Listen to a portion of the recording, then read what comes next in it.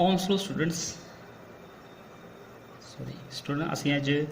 On slow कर लगे हैं स्टूडेंट्स। ओमसला की एक साइंटिस्ट का नेम स्टूडेंट्स इन्हें रिलेशन कटिया है करंट तो वोल्टेज में लैके मैं तेरे पहले दस चुका दस देव कि करंट तो वोल्टेज लैके इन्हें रिलेशन फाइंड किया बहुत वधिया रिलेशन है but sometimes he is fail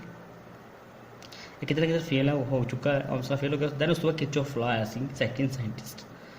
okay Ohm's law पढ़ते हैं it states that current flowing through a conductor current flow कर रहा है थ्रू ए कंडक्टर बट वो किदे directly proportional is directly proportional किदे है पोटेंशियल डिफरेंस मीनस वोल्टेज मैं हमने समझाया सी अप्लाइड अक्रॉस इट्स एंड यानी कि मतलब एग्जांपल्स में कोशिश करना कि एक कंडक्टर ले लिया जिहदे करंट जा रहा है ठीक है ये करंट आई जा रहा है तो यह वोल्टेज बैटरी अप्लाई करती cross its ends this is the definition of this is I ठीक है it states that current flowing through a conductor is directly proportional to the potential difference applied across its end this provided the physical condition of conductor temperature जी physical condition की होंदी conductor जी तार गर्म हो जाती है ना टैंपरेचर उसकी डेंसिटी रिमेन और सेम रही है। अच्छा वोल्टेज प्रोपोर्शनल किदे आई दे साइन टर्म में कांस्टेंट टर्म ते आएगी ना स्टूडेंट्स और कुछ कांस्टेंट टर्म से बोलते हैं आर ठीक है आर होंदा की है रेजिस्टेंस होंदी वैसे in other words if there is a no change in physical condition मतलब कोई चेंज ना आए चेंज लिखा है students in other words if there is no change in physical condition the ratio of potential difference ratio बनेगी ना the ratio of potential difference applied across the conductor to the current that flow through its constant हो जाएगा यानी कि देखो वो ratio लेनी है वोल्टेज आई नीचे चल गया देखो आर रह गया आर देखिए ऐसे R is constant of proportionality is called resistance ठीक है स्टूडेंट्स। अच्छा तो ओम्स लॉ दा यूनिट की है यानी कि रेजिस्टेंस का यूनिट ले लो ओम्स लॉ दा यूनिट ले लो एक गल है बच्चे वोल्टेज नो सी वोल्टेज लिख लिया तो करंट का यूनिट क्या एम्पीयर एम्पीयर पर होगा इनवर्स ये आ जाएगा वोल्टेज पर इनवर्स और दूसरा यूनिट होंगे ओम ये सिंबल है जी स्टूडेंट्स ठीक है और पाया मैं विच ओम सॉरी स्टूडेंट्स मैं दोबारा एक्सप्लेन करांगा I think height C R is constant proportionality is called resistance ठीक है स्टूडेंट्स तो ये यूनिट की बनने देखो आई ऊपर हो जाएगा इनवर्स हो जाएगा ना यानी कि एम्पीयर इनवर्स हो गया करंट का यूनिट क्या एम्पीयर ना तो यह वोल्टेज एम्पीयर पर इनवर्स हो गया वोल्टेज पर एम्पीयर ठीक है स्टूडेंट्स तो अपन रेजिस्टेंस कहने की होर दूसरा यूनिट क्या ओम ठीक है दोवें यूनिट है यानी कि ओम तो वोल्ट पर एम्पीयर इक्वल हो गए। अच्छा ग्राफ की गल करा तो ग्राफ समझने की कोशिश करो देखो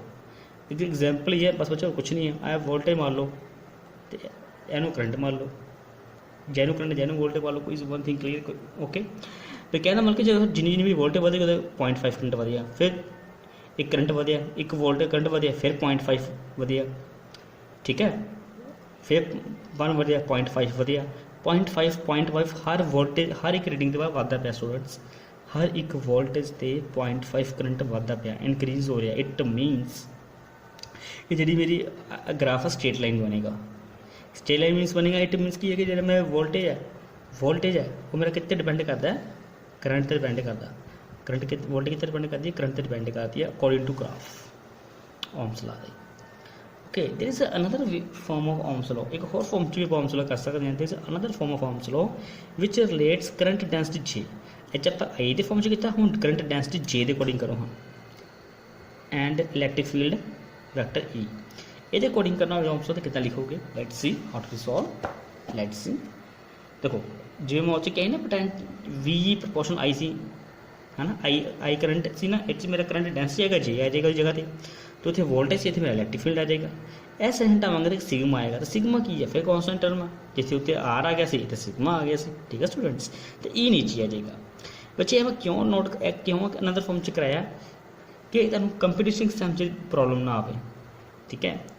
okay students sigma is the constant of personality and is called the conductivity of the material sigma is the constant of personality and is called the conductivity of the material of the conductor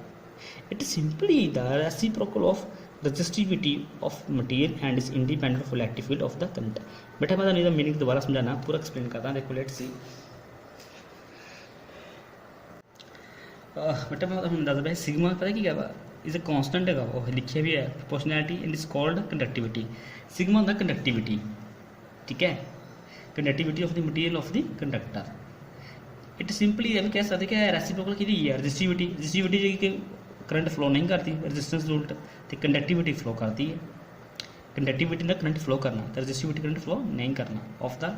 material and is independent of electric field of the current है resistivity independent है कि electric field of current की okay okay students एक मैं एक चीज़ होर दसना चाहवागा ठीक है जो टॉपिक के नाल extra what is the meaning of resistance में तुम समझते देखो एक्चुअली जी आप सिंपल एक लाइन कहना है ना रजिस्टेंस तो तुम नोट कर लो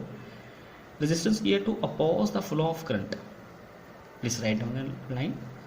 to oppose the flow of current actually पर सिंपली कहना है बट अपोज मीनस की रोकदा रजिस्टेंस रोकना कि करंट में बट जो करंट रोकदा तो रोकदा कौन है फिर who is responsible for obstruction of the current कौन रिस्पोंसिबल लगा के करंट रोकने वाला देखो मतलब एक भी डीपली गल दसना चाहवागा कि आप कंडक्टर लेने तार जो इलैक्ट्रॉन्स मूव करते हैं तो इन्होंने रोकता कौन करंट फ्लो करन तो देखो यह चीज़ मैं लिखी जी हाई लैवल की बुक तो resistance in general is the measure of the physical obstruction लिखिए ना फिजिकल ऑब्स्ट्रक्शन और हिंड्रेंस ऑब्स्ट्रक्शन का रोकना और हिंड्रेंस caused कारण by the medium to the direction of movement of the charge carriers यानी कि इधर भी कह सकते एग्जाम्पल समझने की कोशिश करो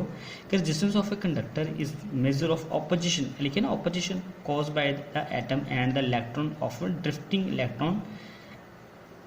in the of the drifting electron यानी कि मतलब कि गल समझने की कोशिश करता हूँ समझने की कोशिश करो हाँ भला कि मान लो मैं इतने डायग्राम बनाना एक कंडक्टर है एक कंडक्टर लिया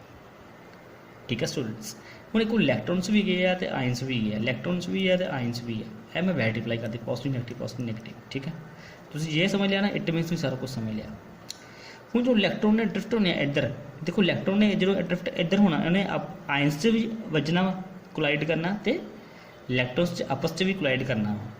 ठीक है समझ लगे स्टूडेंट्स जरूर इन्होंने कोलाइड होकर ना इलैक्ट्रॉन ने इधर जाना कोलाइड होना मीनस तार ने गर्म होना तार का गर्म होना मीनस कि कोई रोकता पे ना ओपोजिशन कर रहा है कौन रोकते पे आयंस रोकते पे या ऑपोजिट चार्ज होगा इन्हें अट्रैक्टिव तो हो जाना तो this is the opposition of flow of current यह तेन ऑब्जेक्शन करेगा ठीक है जब मतलब आप सैल अपना स्टूडेंट्स आप 9th स्टैंडर्ड या 8th स्टैंडर्ड 10th स्टैंडर्ड आप सैल है ना सैल की आप कंस्ट्रक्शन पढ़ने आप इलैक्ट्रोलाइट की दो प्लेट्स होंगे जिंक तो कॉपर की है ना आप बिकर च डुबिया होंदियां वा देखो ध्यान तुम डायग्राम देखोगे ना 9th 10th स्टैंडर्ड बुक कढ़ियो वो उन्होंने इलैक्ट्रोलाइट बोलते हैं जो कोई दो प्लेट्स कोई सोल्यूशन डुबो के तो उन्होंने रिएक्शन होंगी ना वो इलैक्ट्रोलाइट हो जाता उस भी रजिस्टेंस होंगी है देखो स्टूडेंट्स तो मैं एक लाइन लिखी हुई है in an electrolyte the resistance is the opposition of electrolyte वो रजिस्टेंस होगी इलैक्ट्रोलाइट ऑपोजिशन करता कारण by electrolyte in the movement of वो मूवमेंट की होंगी है positive and negative ions in it is called internal resistance ठीक है हूँ ये यूनिट की है ये यूनिट की है वोल्टेज पर एम्पीयर ठीक है तो वोल्टेज देखिए एम्पीयर रुपये क्यों देगा इन्वर्स हो जाएगा रजिस्टेंस यूनिट मतलब होने पीछे भी दस चुका स्टूडेंट्स ठीक है अच्छा नेक्स्ट पढ़ेंगे ओम्स डिफाइन 1 ओम जो बहुत ही इंपॉर्टेंट एग्जाम 1 मार्क्स से 2 मार्क्स का आई जाता है